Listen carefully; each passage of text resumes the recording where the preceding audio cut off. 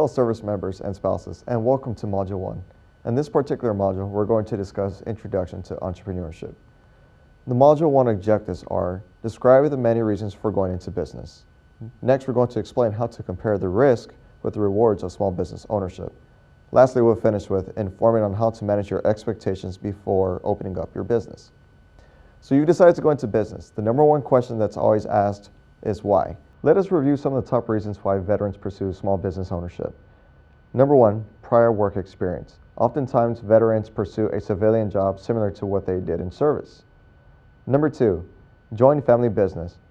Perhaps before you joined the military, you were part of a family business. Now that you're out of service, you want to become your own boss, which goes with number three, more control. Veterans are known to be leaders. So as veterans, we like to be in charge of our own control. Number four, tired of working for someone else. We hear it sometimes, but not all service members, that they want to be their own boss and they don't want to work for someone else. Number five, fulfill a long-term goal and hobby. Maybe there was a passion or a hobby that you did in the military and you would like to pursue that full-time after separating from service. The last bullet, downsides. Very rarely do veterans get laid off from work, but unfortunately, it's reality. Therefore, they would like to pursue small business ownership. Let's review an industry breakdown of veterans pursuing small business ownership. 45% of veterans pursue services type of industry. It could be IT consulting, it could be consulting. You are selling some type of service, not a tangible item. 16% pursue retail trade. That is where you have a brick and mortar location, or perhaps you're selling items online. 9% pursue finance, insurance, and real estate. It could be companies that are name brands such as State Farm, Allstate. You can franchise with these particular businesses. 6% pursue construction. Construction could be building homes, it could be roofing, it could be plumbing, HVAC. Another 24% are not as described, so it's other, not classified. Do you have what it takes to become a small business owner? Do you have a unique product and or service? Why should someone come to your location to buy goods or services from you? Why should they visit your website to buy goods or services? Number two, do you have adequate resources? It's good to keep in mind to have multiple suppliers. In case one supplier cannot accommodate you with their goods, then you can have another supplier in mind. Are you a risk taker? As a small business owner, you must take risk. But in order to alleviate the risk, you should also conduct market research, and that is something VBOC can assist with. Are you a leader? Are you a leader that can manage one person, can manage up to 20 people? Are you competitive? Do you remain competitive in nature with other small businesses? Are you willing to change your demands based on the customer needs? Are you willing to work long hours? Are you willing to work on the weekends? Are you willing to work 12 to 16 hours per day to make sure your small business succeeds? Are you organized? Do you have additional personnel to assist you in case you cannot make it to your location? At this moment, I would like for you to take some time to answer the following questions in a notebook. Do you have a unique product and or service? Do you have adequate resources? Are you a risk taker? Are you a leader? Are you competitive? Are you willing to work long hours? Are you organized? I want you to pause the video for now and answer the following questions, and we will continue. Now let's look at the business survival rate.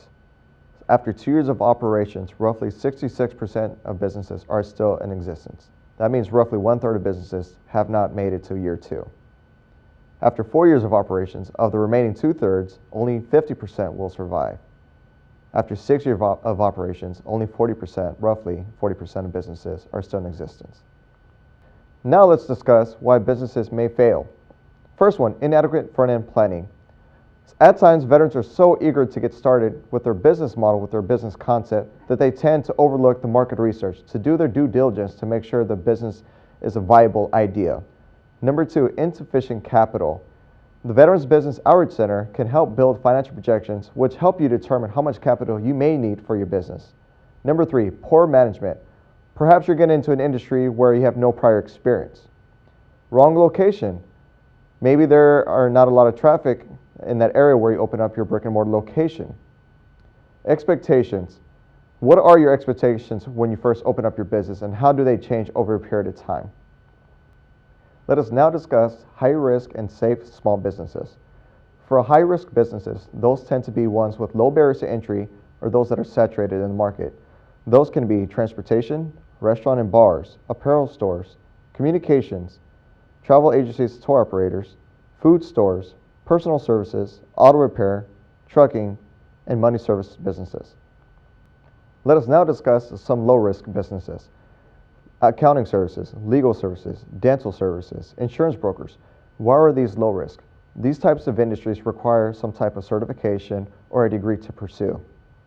At this moment, we're going to participate in activity number 2. Compare the safest and high-risk businesses. What do they have in common? What is different about the two groups? I want you to take a few moments to answer these questions and go ahead and pause this video. We are now going to discuss the risk versus rewards and alternatives. Risk, employment, present benefits, money invested, insurance, property, car, boat, etc.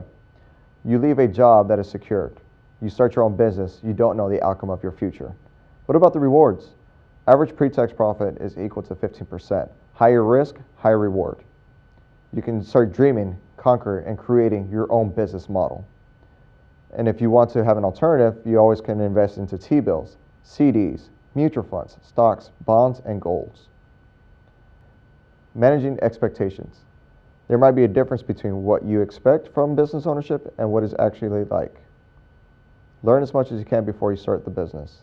For example, talk to people who own a similar business. Get a job in that particular industry. Most importantly, do your research. Let the Veterans Business Outreach Center assist you with your market research.